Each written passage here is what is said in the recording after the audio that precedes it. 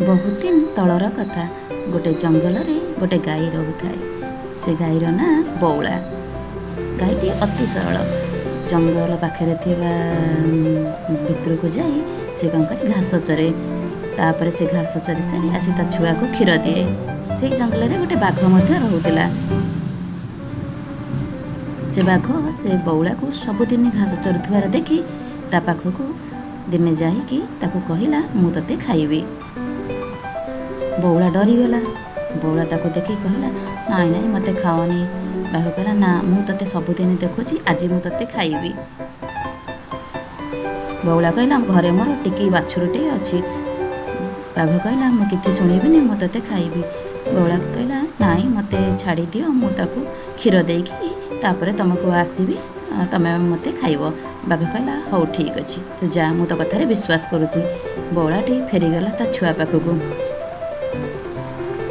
ता छुआ पाखकू जाए ताकू क्षीर देला। से पेटे खाइला मन भरी। तापर ता छुआ को से बहुत भल पाइला बहुत गेला कला। गेला कर सारी ता कहितबा कथा हिसाब रे सत्य रक्षा करी से पुणी बाघ पाखकू फेरी आसला। बाघ भाविला से आउ आसीबनी। बाघ भीषण रागरे ताकू जर्जर होउथाए। ताकू समस्ते आचंबित होइके देखुथांती अन्य गाई माने। बौला आसिला।